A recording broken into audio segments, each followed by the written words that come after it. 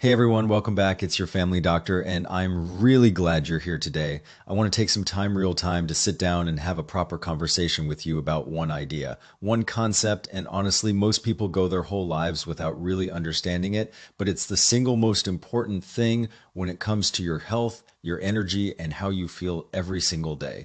We often hear in traditional medicine that we don't just treat the head when your head hurts or the foot when your foot hurts. We look at the whole person, we step back, we look at the big picture, and we try to find the root cause. So, what is that root? In my view, and in the view of many healing traditions that have been around for thousands of years, your core vitality is the root. And for men especially, this is the absolute foundation. When we talk about staying healthy, about preventing disease, about living a long and vigorous life, if you don't understand what this core vitality is, it's like walking down a dark road at midnight with no flashlight. You're just guessing, you have no direction. There's an ancient text that puts it so clearly. It says, your core vitality is like the sun in the sky. If it loses its place, your life is shortened and your radiance fades. Now think about that for a second. What happens if the sun doesn't rise? What if it stops shining, stops warming the earth, stops giving light to everything? Everything dies. The trees, the crops, the flowers, the animals, everything shuts down.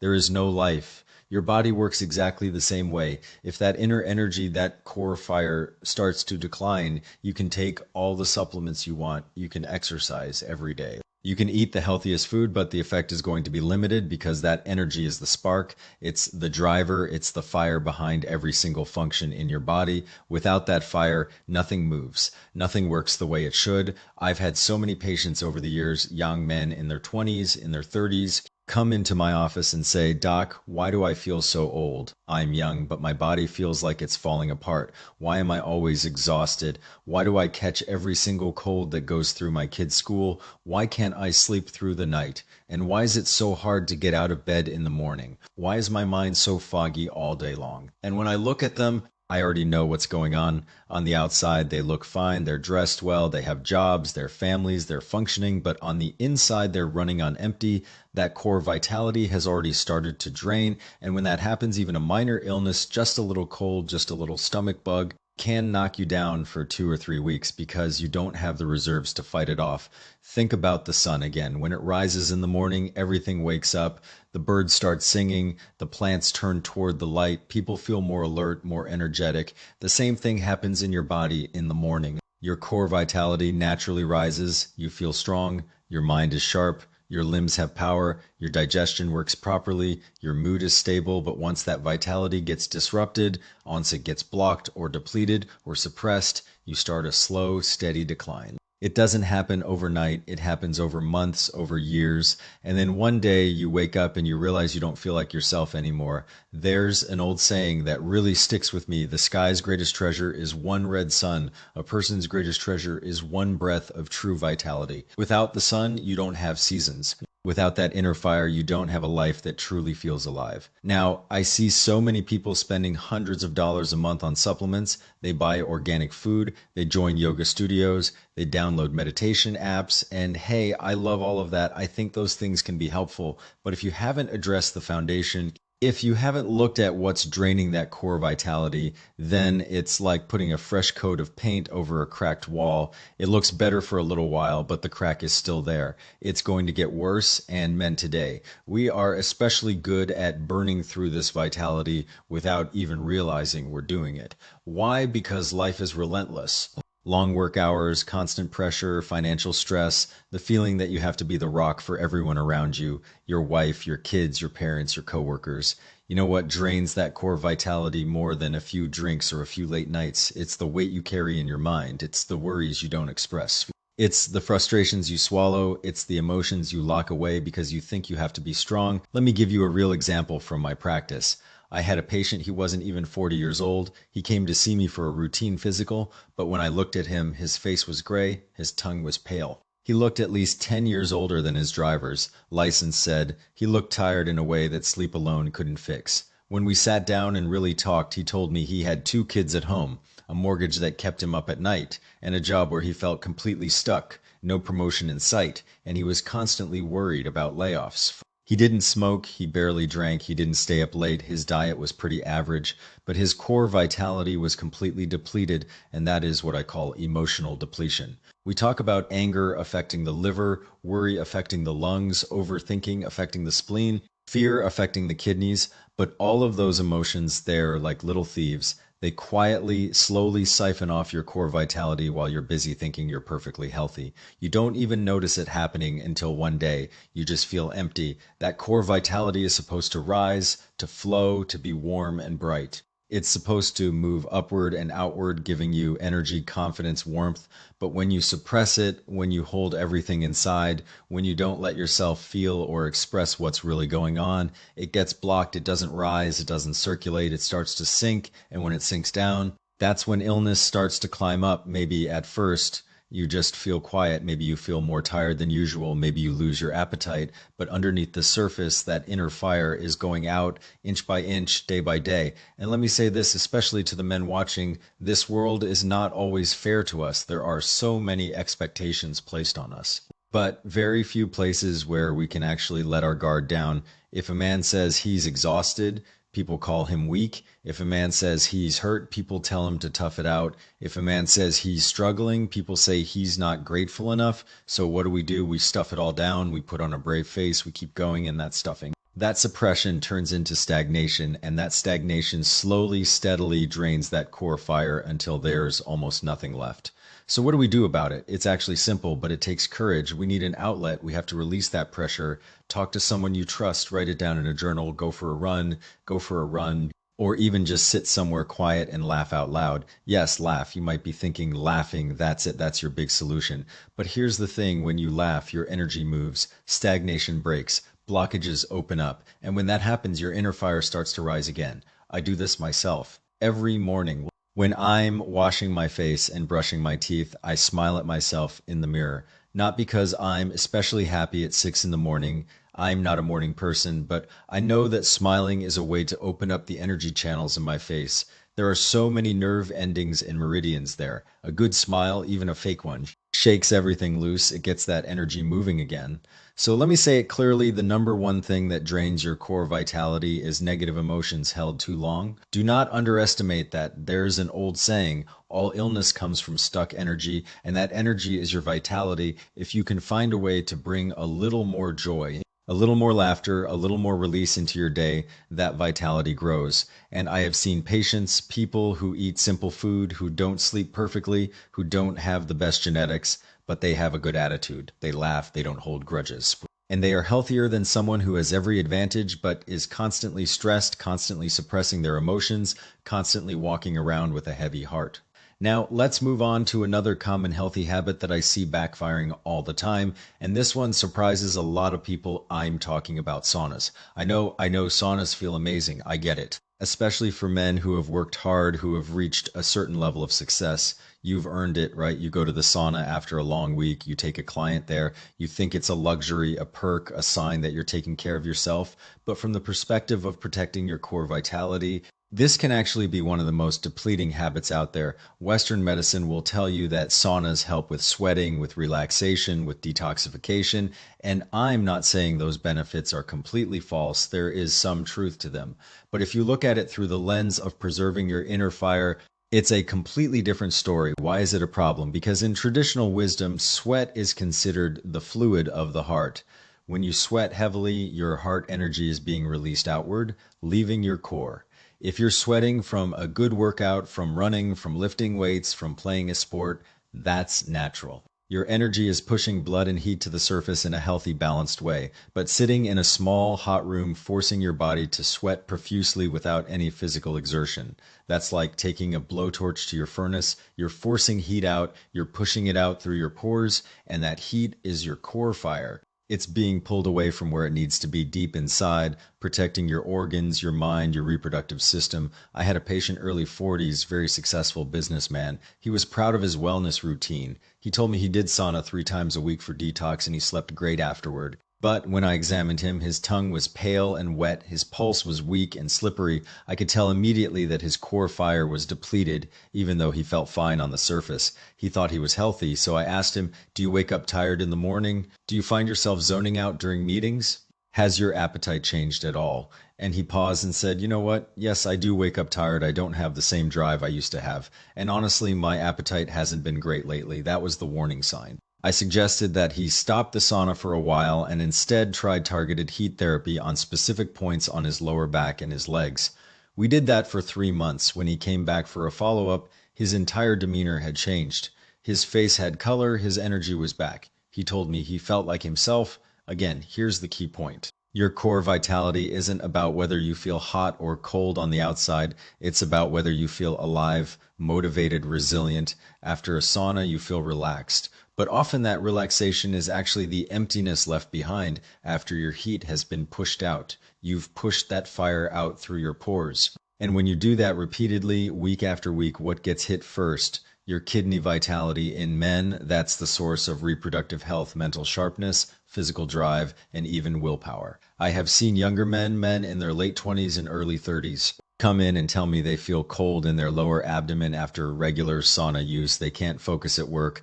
Their libido drops. Morning erections become rare or disappear entirely. They go to their primary care doctor. They get blood tests. Everything comes back normal, but they don't feel normal. And from the perspective of protecting your core fire, that's a clear, unmistakable sign of depletion. And here's another danger that people don't think about. When you're in a sauna, your pores open wide. That's when you're most vulnerable. If you step out into an air-conditioned room, or if you drink an ice-cold beverage right after, and I see people do this all the time, that cold rushes right in. The cold air hits your open pores, the cold drink hits your warm stomach, so you lose heat from the inside and you get attacked from the outside. That's a double hit. You end up with what we call cold wrapped in heat. You feel hot on the surface, but inside you're actually freezing. That's one of the most confusing and hardest imbalances to correct.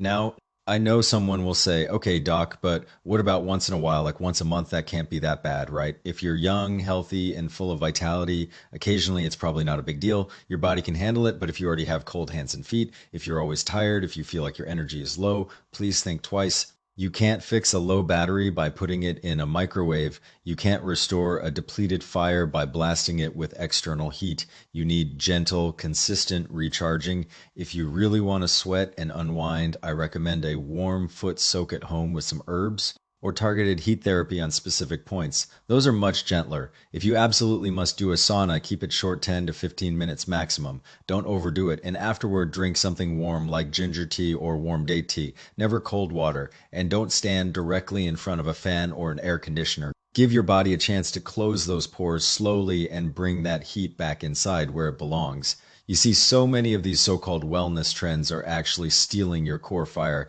You think you're doing something good for yourself. You think you're being healthy, but your body is quietly sending distress signals. So real self-care, real health is about protecting and harmonizing that inner fire. It's about understanding what truly helps and what actually hurts.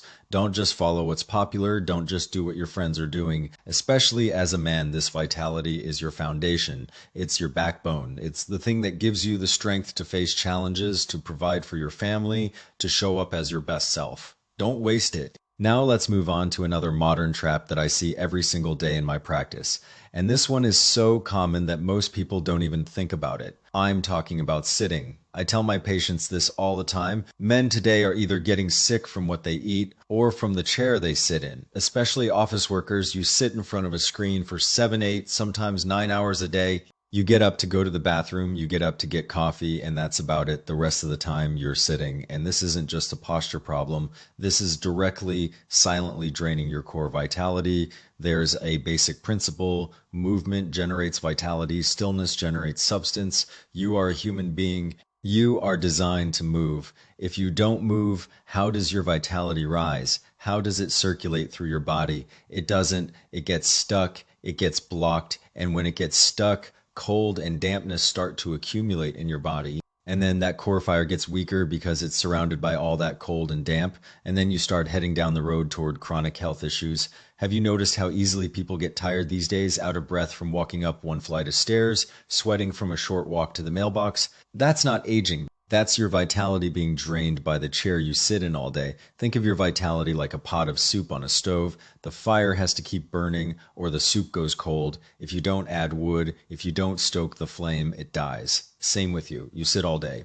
and that stove goes cold. Years ago, people didn't have gym memberships. They didn't have expensive exercise equipment. They walked, they farmed, they carried water, they chopped wood, they cooked over fire, they moved constantly all day long. My grandfather never took a supplement in his life. He never went to a gym. But he was sharp, active, and healthy well into his 80s because his vitality never stopped moving. Modern life, we take the elevator, we drive everywhere, we sit at our desks, we sit in our cars, we sit on the couch after dinner, we scroll through our phones. The only thing moving on a regular basis is our thumbs. Do you know what your core vitality hates most? Stagnation. And sitting is the ultimate stagnation. It doesn't just slow down your circulation, it affects your digestion, your liver function, your hormone balance. And over time, you start to notice things: low back pain, cold legs, constipation, bloating, a cold feeling in your belly, low libido. These aren't small complaints. These aren't just getting older. These are the early warning signs that your inner fire is fading. And here's something I don't think people talk about enough. Sitting too much doesn't just hurt your body. It hurts your drive. It hurts your ambition. When your vitality is strong, you feel bold. You feel decisive, you feel ready to take action. When it's weak, you hesitate, you worry, you get irritable, you lose motivation, you put things off. I have seen so many young entrepreneurs struggle, not because their business idea was bad, not because they weren't smart enough, but because they had no energy left to execute. They were exhausted before they even started. Your vitality is the engine behind your ambition. Without it, you can have the best plan in the world and you won't have the energy to carry it out. So what's the fix? It's simple move. You don't need a gym membership. You don't need expensive equipment. You just need to walk. There's an old saying: flowing water never goes stale, and a door hinge never gets worm-eaten. Same with you. If you keep moving, you don't break down. I recommend that every hour you stand up and move for at least 5 minutes. Walk in place, do some stretches, tap your back, shake your arms, especially tap along your spine. That's one of the biggest pathways in your body for releasing cold and activating your vitality. Watch kids, they have the most vitality and they never stop moving. They run, they jump, they fidget. Adults sit still and then wonder why they end up in the hospital. The vitality you lose from sitting isn't easy to get back. If you're already feeling cold, if you're already tired, if you have cold hands and feet and digestive issues, you've been suppressed for a while. Don't be lazy about this. Don't make excuses. Start slow, walk 500 yards in the morning, then increase to a kilometer, then 2 kilometers, until you can walk a mile without feeling winded. That's when you know your vitality is coming back. I walk every single day, no matter how busy I am. Rain or shine, I make time for it. Walking is the simplest, most effective way to recharge your vitality. No equipment, no coach, no expensive app, just you and your feet. And walking after a meal, that's a classic for a reason. It keeps your system moving, it helps with digestion, and it prevents that sluggish feeling after eating. If you're too busy, set a reminder on your phone. Every hour, stand up, take a few deep breaths, turn your shoulders, shake your legs. When your energy moves, your blood moves.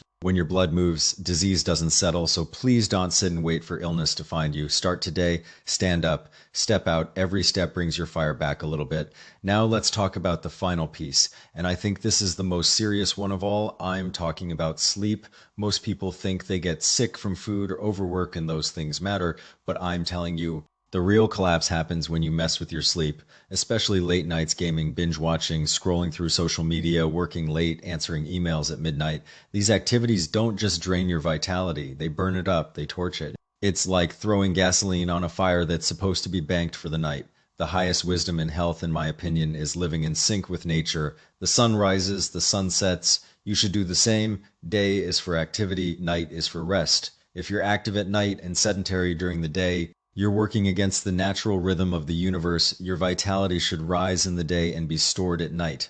If you're up at midnight, that energy has no chance to recharge. It's forced to keep running, keep burning, keep powering your brain and your body when it should be resting. And eventually that fire goes out. It doesn't just dim. It goes out. There's an old warning that I take very seriously. When your vital energy is exhausted, life ends. That's not meant to scare you. It's simply a rule of nature. If you stay up late every night, your body never gets the chance to repair and rebuild. It's like keeping your phone on with every app running in the background, streaming video using GPS. And never plugging it in. The battery dies. It doesn't slowly drain, it dies. Your vitality is your battery and it charges at night, especially between 11 p.m. and 3 a.m. That's when your liver, your gallbladder, and your core systems are doing their deep repair work. That's when your body is cleaning out toxins rebuilding tissues, restoring your energy for the next day. But how many of us are actually asleep at that hour? Most of us are still scrolling in bed at 11:30. We watch one more video, we read one more post, we reply to one more message. By the time we actually close our eyes, it's past midnight, and we wonder why we wake up tired. You might say, but I sleep late and make up for it during the day. I get 8 hours, just not at night. I'm sorry, but that's not how it works. This vitality isn't a switch you can flip on and off. Daytime sleep is not the same as nighttime sleep. It's not a substitute. You're not recharging. You're confusing your system. Your body doesn't know when to be active and when to rest. And the result, you wake up even more tired, even more foggy. Have you noticed that people who stay up late consistently look pale? Their tongue is coated, their eyes are cloudy, their memory is poor, their libido is low, their mood is irritable. That's not age. That's not bad luck. That's your vitality being burned up by sleep deprivation. I had a patient, early 30s, worked as an engineer at a tech company. He got off work at 2 in the morning and was back at his desk by 10. He lived on coffee and energy drinks. His face was gray. His hands were cold. His pulse was weak. I told him, "You're seriously depleted." He didn't believe me at first. He said, "I eat well. I sleep 8 hours.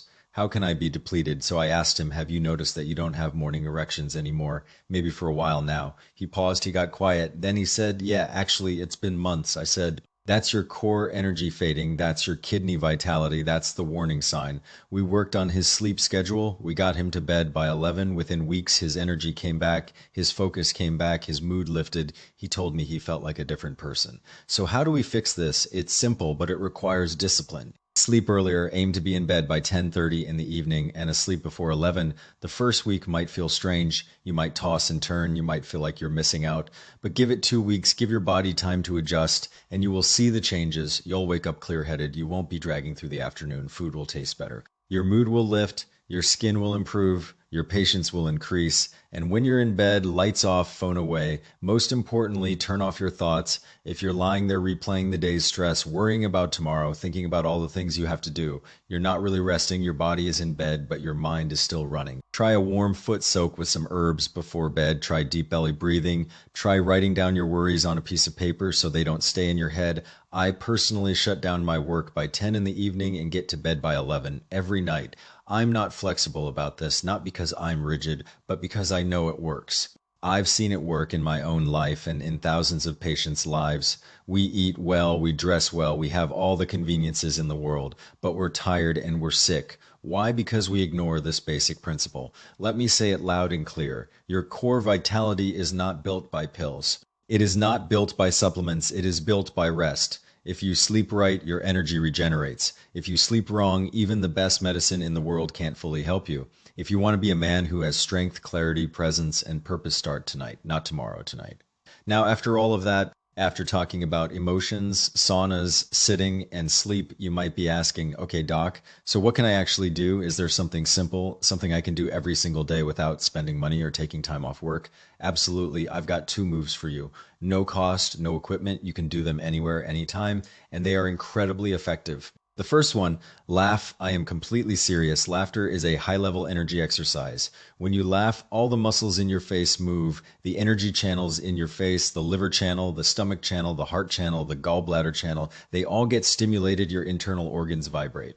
Your whole system gets a gentle shake. Your energy starts to flow. I see people walking around with serious faces all the time, like they're carrying the weight of the entire world on their shoulders, and I tell them that alone drains half your energy. A smile, even a forced one, is a way of letting your energy stretch. It's a way of breaking stagnation. So practice laughing, practice smiling. Men especially, we think we have to be stoic and serious. We think that's what strength looks like. But the strongest, most charismatic, most influential men I know, they have a great laugh. They smile easily. It's not just personality, it's their vitality expressing itself. So try it. Smile at yourself in the mirror, laugh at a bad joke, laugh at nothing. It's a practice, not a performance. The second one, clap your hands. Movement creates vitality, and your hands are where a lot of your energy channels start or end. There are over 30 important points on your hands: heart, lung, large intestine, small intestine, pericardium, and more. When you clap, you're shaking your whole energy system. You're stimulating those points. You're getting the blood flowing.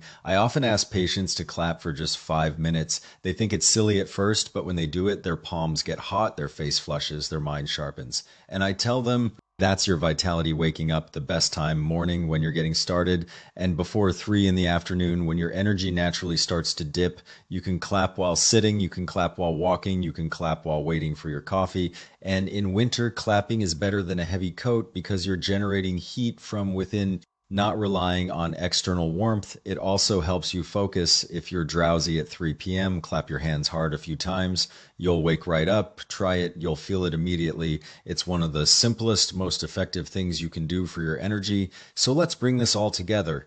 If you take anything away from today, let it be this: men, protect your inner fire. That vitality is your spirit, it's your will, it's your power. It's not something you can see in a blood test, but it shows up in your eyes, it shows up in your voice, it shows up in your posture, it shows up in your decisions. When your vitality is full, you speak with confidence, you walk with strength, you feel warm inside, your mind is clear. When it's low, you shrink, you feel cold, you hesitate, you lose your edge, you become a shadow of yourself. And that's not aging, that's your energy leaving. Too many men wait until they're sick to pay attention. They wait until they get a diagnosis. They wait until they're in pain. They wait until they're in pain. They wait until they can't function. But by then, fixing it is twice as hard. Not protecting your energy now is borrowing from your future. You are taking a loan out against your own health, and the interest is high. Please don't put all your focus on what car you drive or what watch you wear or how big your house is. None of that matters if you don't have the energy to enjoy it. Nothing is more valuable than a good night's sleep that recharges your fire. Nothing is more valuable than a genuine laugh that frees your mind. Nothing is more valuable than a simple walk that gets your energy moving. I want to leave you with this thought. True strength isn't loud anger. It isn't forced toughness. It isn't pretending you don't feel pain. True strength is having that inner fire so full, so strong that it flows naturally in rhythm with the world around you. The sun doesn't need to shout. The sun doesn't need to fight. It rises every single day quietly, steadily, and it lights up everything. That is real power. That is real presence. That is real vitality. And if you can live that way, if you can protect your fire, nourish your fire, and let it shine, you're not just surviving, you're thriving. Thank you for spending this time with me today. I hope this gave you some real practical ideas to think about and, more importantly, to act on. Start small, start today. Don't try to change everything at once. Just pick one thing, one habit, and commit to it. We'll talk more about other health topics next time. I'm always here for you. Take care of yourself, be kind to yourself, and as always, this is for educational purposes only. Always consult your own doctor before making any changes to your routine. If you're dealing with any health concerns, please schedule a visit with your primary care doctor. I'm here to help you understand the science and the wisdom behind these ideas, not to replace professional medical advice. See you in the next one.